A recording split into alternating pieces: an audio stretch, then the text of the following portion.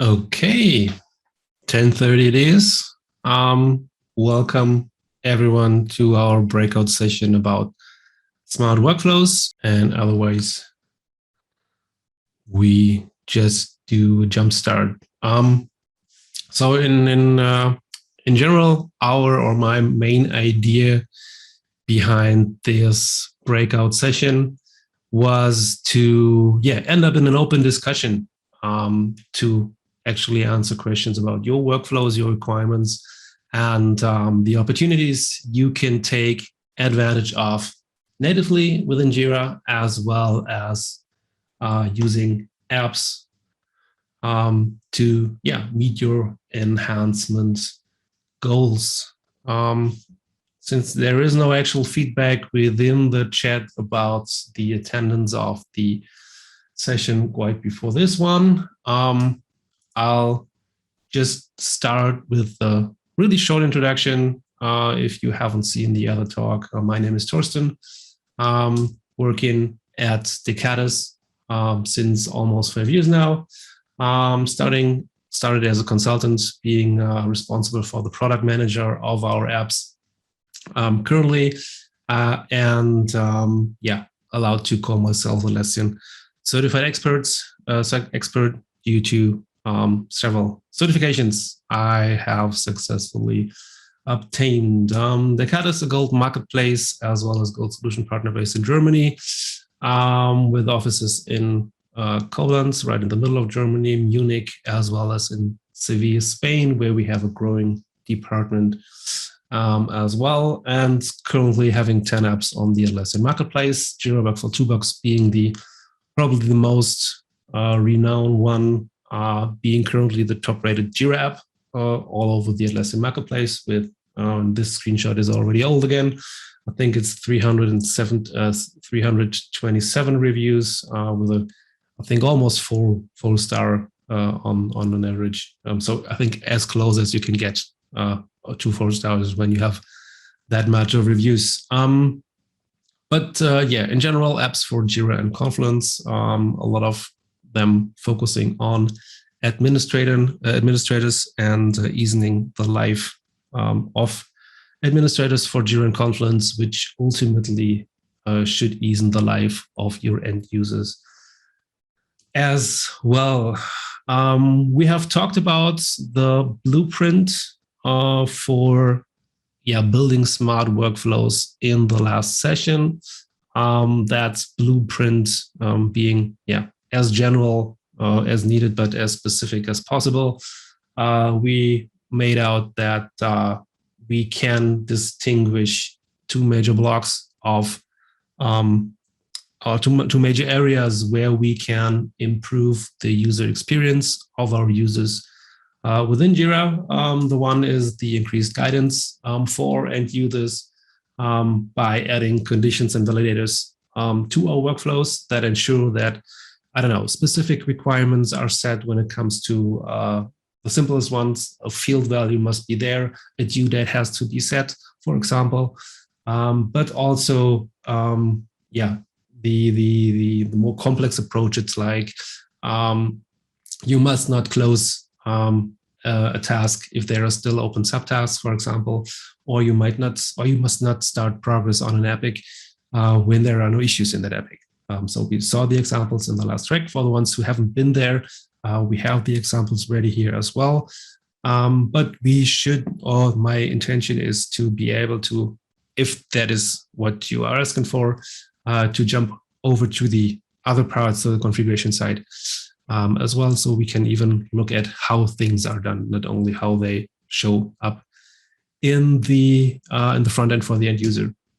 Second part, as shown in the latest track, is the decrease of manual effort for your end users, which can be done through adding meaningful post functions or automation rules. So updating issues when certain things occur. We had the example with field values that we wanted to listen to, or we saw the examples shown in the talk where, for example, a set of issues gets created automatically for components selected in an epic.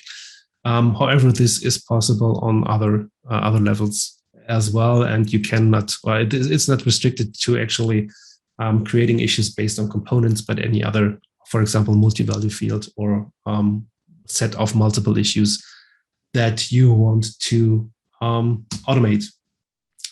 But yeah, so my question would be, are there specific questions from the audience? If so, please either add them to the chat or feel free to unmute and yeah, tell us directly. If you still need time, and we have a thumbs up from Prashant. Do you want to unmute yourself or try to add it to the chat? In the meantime, when we are still waiting for the 1 or 2 questions to appear, I'd like to follow up. Here's something. Hey, awesome, Piyush here. Hey. So it's nothing like a question from my side, but something a use cases, right? Every time we feel too much of obligated because of such condition and validation, right? It gets very much, we feel effortless because many of the data, right? Let's say something has to go on with the events or something else, validation to be there. There should be strict rules, right? That should be coming out from the system, not one we need to edit out. Let's say, for example, if we edit a workflow and we missed out the event update, right? Or let's say post function. So that should, I believe from my side that such things should come out from the app itself, nothing like we have to edit manual. It's something on your take, whether they should be editable or that something should be fixed. Like how you will say about the blueprint should always be. Yeah, as I said in the talk, so there is no, so I think it's yeah, it would be overextended to actually sit here or stand here this morning and say, okay, this is the way you should work, or you should build your workflows, for example, or your automations in your company or in your Jira instance, because obviously it's although the processes of the tool should adapt to the way you work. Obviously, since it's a strictly logical way of putting together processes, what we experience quite often is that some kind of illogical steps or some kind of black boxes they got digged out when trying to actually map the real life process to the workflow, for example, within Jira. So yeah, you have to be able to actually specify everything from the start, those issue creation, till the end when the issue gets resolved in a logical way that can then be translated to the actual process. And of course, when it comes, for example, to validate as conditions, etc., it always depends on is this missing piece of information. So, for example, if I don't want to validate on that specific custom field value, does this affect the process immediately, or does this affect the way people experience Jira immediately? Then you should obviously head over and try to find the fitting piece when it comes to a matching condition or a matching validator, in order to ensure that there has no that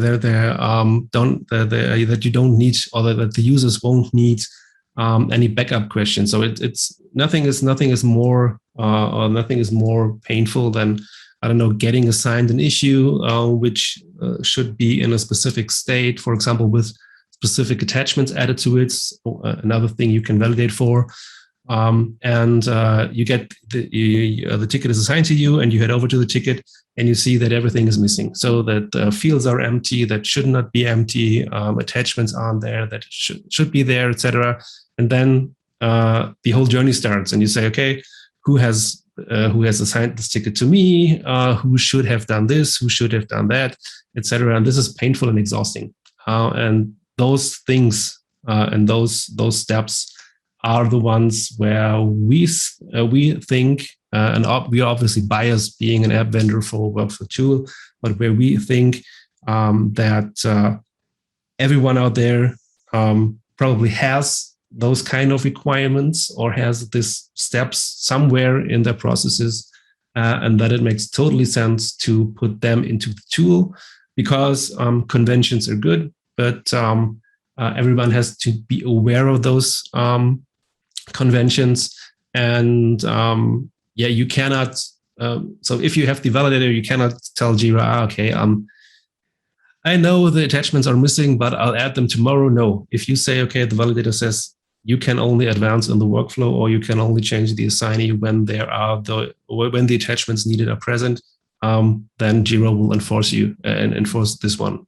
And while at least at first, when rolling out such changes, and a really important part is being transparent in the communication to end users that things have been changed, and that a couple of things are about to happen. But if you really agree on a meaningful set of such changes, and communicate those changes throughout the user base, at least what we experienced, looking more at the solution partner side, is a highly increased acceptance of the overall tool itself across the company. Yeah, thanks. That helps. That will clear the conception on the basis of the requirement versus the adaptation of the agile or the project methodologies. Sure, thanks. Yeah, you're welcome. Any other question right now? Otherwise, I would just try to follow up the one that has been left open in our talk. I think, Christian, correct me if I'm wrong, but the direction was, how do I find the perfect third-party app that actually meets my needs, or what should I, how does one app outperform the other, etc. Was this the direction it was going? Yeah, exactly. Okay, so obviously it's not that kind of an easy question for me or for us, since I said before, we are obviously kind of biased here, having our own workflow apps available on the Atlassian marketplace. However, there are, at least you can name specific criteria that might help finding the right tool for you. Obviously, this all depends on the hosting option that you are currently on, or that you are planning to be on in the near or mid future. I think we all are aware of the fact that server is going to die, and there will be the on-prem side with data center and the cloud, the new cloud world, where at least Atlassian wants everyone to go to in the next couple of months or years. So this is the first criteria where the set of apps, I think, can differ already when it comes to your situation. If you are only starting with this whole third-party app stuff, and are already thinking about migrating to the cloud, having both options available is obviously another important thing that you want to look for. And besides, I would say there are only two main blocks available on the marketplace, namely the ones that involve scripting. Script Runner being the probably most renowned one down there. There is PowerScripts with their own scripting language as well. So Script Runner, including Groovy. PowerScript, I think, is SIL, which might make sense if you are, or if your administrator is a scripting guy as well. So obviously, if you have the people or if you have the knowledge in order to maintain and create the scripts you need, you're good to go, and you will probably not need another solution, at least when it comes to the functional part. However, be aware of the fact that that you are aware of maintaining those scripts. Speaking for the on-prem part, you are responsible for updating the scripts. For example, when major changes come, there will probably be a Jira 9 next year somewhere, or the year after, we never know. But if you do the scripting stuff, the one or you are responsible for maintaining those, checking after updates if you run into errors, etc. If there are API changes, to adapt the scripts to your needs. You have a lot of maintenance or support effort on your side. The other big block are the let's call it low code or no code solutions out there.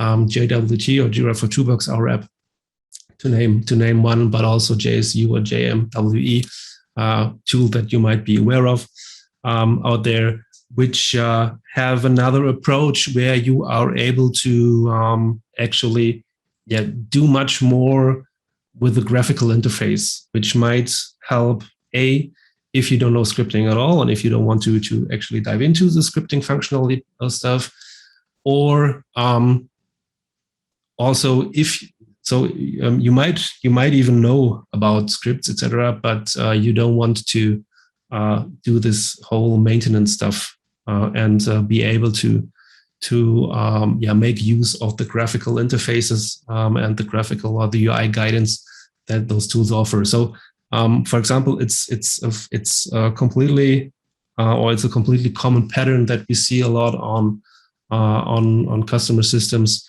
where, for example, the people use ScriptRunner and our JWT in parallel, because there are things or there are parts of functionality that each tool provides that the other has not, which make it a meaningful coexistence on the actual system. Admittedly, you will probably not have to use multiple of those graphical apps in parallel. So speaking of JWT, JSU, etc., they should be that comparable when it comes to the functional set, that you will probably only need one. And obviously, you should go for the one that helps you or that helps you most right from the start. So usually, and that's the usual life cycle or the usual customer experience that we see as well, is that you might start with small examples like the ones I've shown within the presentation. Please, I don't know, if you cancel a task, cancel all the subtasks, or if you cancel an epic, cancel all the stories. Create multiple issues based on a specific selection. So this might be rather small pieces that obviously you should, although the app should you get going with regard to these ones in a couple of minutes, and you should actually be able to have your first results or at hand in the first couple of minutes. But be aware of, or at least try to consider where this might end up with. So how complex stuff will be, and try to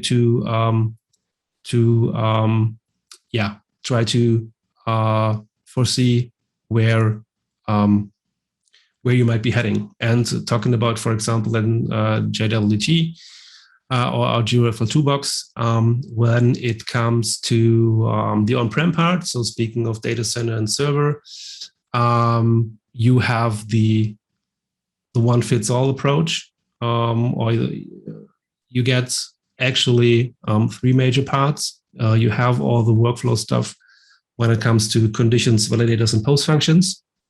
You have the automation rule feature that is available for cloud, but that is not available by default for Jira Server and Data Center. So all the stuff, listen to a field change, propagate field changes from one issue to another, change the priority for the linked issues as well. Scheduled rules. So, for example, every first Monday in the month, please create this whole, I don't know, backup, maintenance, whatever ticket if needed. So being able to react on those dynamic events is and the all automation part is one huge feature set that you get shipped as well as the calculated field feature. Another part that looking at the competition, you usually have to buy or acquire on a separate basis, which is as well included in our JWT app for server and data center when it comes to dynamic calculation or display of field values on an issue. So sum up all the story points or show the sum of the story points in an epic. Show, for example, showing all the latest comments on an issue with a specific keyword, for example, or even, I don't know, display a Google map for a specific street address on an issue. So again, the possibilities are quite endless, and it's often hard to sum up everything that can be done. So if you have specific requirements, specific questions, please add them to the chat. If you are interested in, for example, seeing such stuff live, we can head over to a demo instance and look for those pieces, look for configuration. We can be free here in the time frame that we have been set up. Last but not least, a couple of words about Jira for Toolbox Cloud. If you are already on the cloud, or if you're thinking of migrating on the cloud, you might have noticed that there are a couple of differences between the server and the data center server and the cloud version, mainly due to the actual architecture below. And since we only can utilize the API that is present in the cloud, there are still some pieces or some parts that are still missing. We have a smaller feature set to begin with, because one experience or one feedback we received is that the function set or the functionality, the sheer number of post-function conditions validators was too large for a couple of customers on-prem. That said, we are at the moment we are present with the feature set for what we call it the essential functions. You can create issues, you can transition issues, you can update issues, you can add comments. All of the stuff that was included within the examples within our relationship session. There will probably not be any automation features, admittedly, since this is included in cloud. And for the calculated field parts, I would ask you to watch your profiles, etc. There might be something around the corner which we have on track. So let's see. One question of Uwe.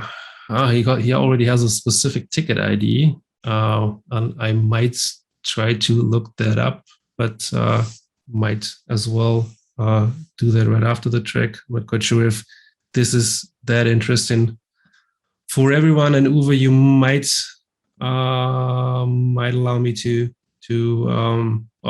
I would have to actually read, of course, within that ticket. Jump in there.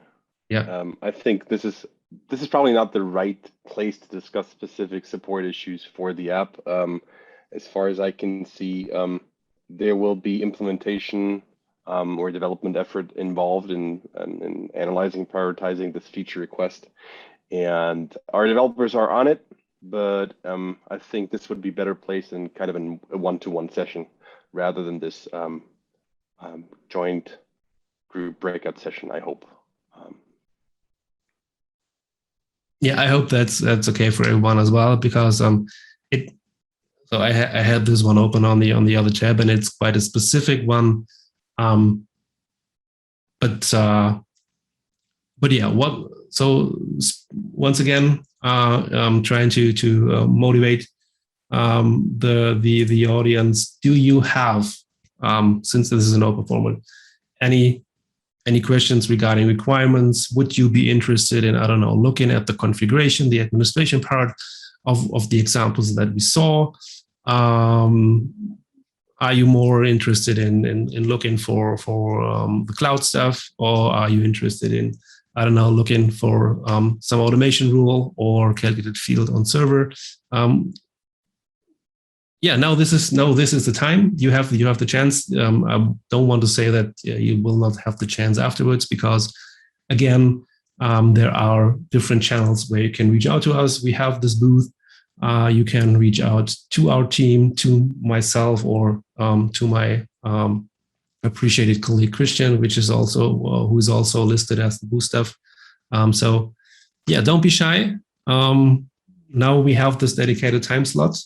I'm not quite sure if we really have new ones within this talk that haven't been there on the general session. So I'm not quite sure if going through one or two examples again is worth the time, or if that bores you because you've already been there.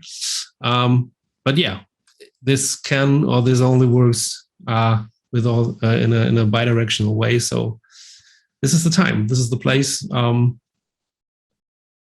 Please ask. If not, I'm not quite sure, Christian, do we still have questions open from our session that we might discuss? No, there weren't any additional questions from the last. Okay. So yeah, everyone is still silent. Not quite sure. If there are no further questions, we might also just extend the upcoming break so that everyone can refresh, grab some cup of coffee, depending on your local time, for the last quarter of JiraCon. I think we'll wait a couple of additional seconds. If not, we will conclude for now. I would be happy for people following up on our session, on our breakout session here. As I said before, we have the Silver Sponsor booth available. You have the links to all of our social media channels. You have the links ready to our support portal, where you can file specific questions and might even end up talking directly to Christian or me on specific topics. If you have, I don't know, challenges or some kind of small puzzles, we love finding solutions for the sophisticated use cases. Because only by talking to our customers and only by actually working on your real world requirements, our apps can further improve. Just presenting one small side note, where we as the JWT vendor, and I said that in the beginning,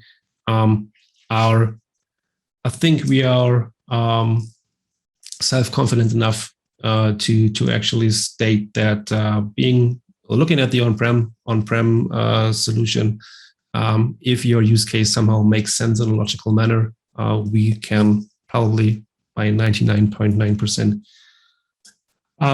adapt this one into your Jira world. And yeah, no questions arise. I'm not quite sure. I don't hope that the chat is broken, but if there's nothing else I can do for you for now, and I can only say thank you for being part of the breakout session. And if you have follow-up questions, once again, virtual booth, set up one-on-ones. Torsten, my name, Christian, and our colleagues, Marcel and Alex, and Max, are available at your disposal. You can send an email the classical way, and obviously everything related to JiraCon. Feel free to head out for Trundl. Once again, a large thank you to Trundl, to JAXO, to X-Ray, for hosting that awesome event. Hopefully, there will be some kind of JiraCon in person in the next years.